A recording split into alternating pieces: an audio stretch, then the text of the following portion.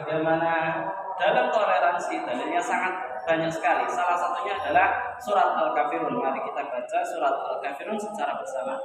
A'udzu billahi minasyaitonir rajim. Bismillahirrahmanirrahim. Qul ya ayyuhal kafirun la a'budu ma ta'budun wa la antum 'abiduna ma a'budu wa la ana 'abidun ma 'abadtum wa la antum 'abiduna ma a'budu lakum dinukum waliyadin.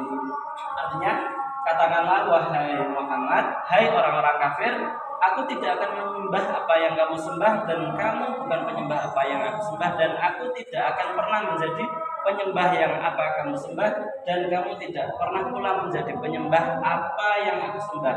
Untukmu agamamu dan untukku agamamu. Surat Al-Kafirun ayat 1 sampai 6.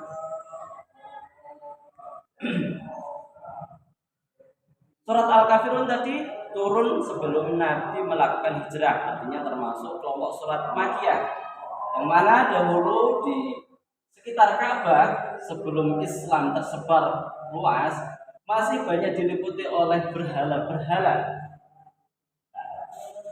Orang kafir Quraisy mengajak Nabi Muhammad, khususnya para pembesar-pembesar Quraisy seperti Al-Walid bin Mughirah, Al-As bin Wa'il, As-Sami, Al-Aswad bin Abdul Muthalib, mengajak Nabi Muhammad agar Nabi Muhammad untuk menyembah patung atau berhala yang berada di sekitar Ka'bah. Begitu juga mereka, Al-Walid, Mughirah, Al-As, dan pembesar-pembesar Quraisy akan sholat, akan beribadah, misalkan tawaf di Ka'bah, sebagaimana yang dilakukan oleh Nabi Muhammad SAW. Dan juga mereka akan sama bekerja sama, yaitu misalkan apa yang diucapkan oleh para pembesar-pembesar kafir Quraisy, yaitu bahwa mereka akan menyembah Tuhan atau Allah selama 1 tahun. Kemudian mereka juga menuntut Nabi Muhammad untuk menyembah Tuhan-Tuhan mereka, artinya berhala selama 1 tahun. Nah, dengan seperti ini berarti adanya mencampur adukan ibadah dan akidah. Oleh karena itu Nabi secara tegas menjawab bahwa aku berlindung pada Allah agar tidak menyekutukannya dengan selainnya. Kemudian Allah menurunkan surat Al-Kafirun sebagai balasan, sebagai penolakan atas apa yang mereka ajak.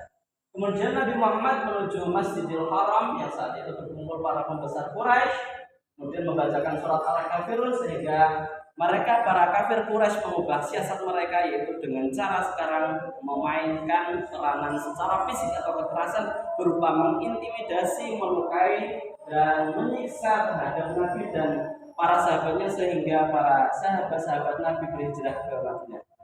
Kandungan dari Al-Kafirun ayat 1 sampai 6 adalah toleransi tidak berlaku dalam masalah akidah dan ibadah. Umat Islam dilarang mencampur adukan masalah akidah dan ibadah.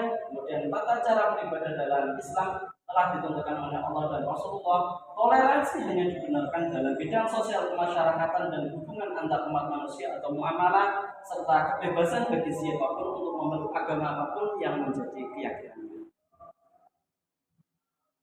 Untuk itu, anak-anakku, kita harus benar memahami bahwa toleransi beragama ini sangat penting, khususnya dalam masalah sosial ataupun masalah muamalah. Misalkan ketika umat non-muslim sedang merayakan, kita dapat membantu lalu lintasnya, kemudian membantu keamanannya, tetapi kita tidak ikut serta-merta dalam merayakan ataupun ikut upacara pada ibadah tersebut. Cukup sekian dari Bapak. Apakah ada pertanyaan dari teman-teman, dari anak-anakku? Jika tidak ada, kita akhiri pelajaran hari ini dengan doa kafaratul majelis. Subhanakallahumma wa bihamdika asyhadu an la ilaha illa anta astaghfiruka wa atubu ilaik. Ihdinas siratal mustaqim. Wa assalamualaikum warahmatullahi wabarakatuh.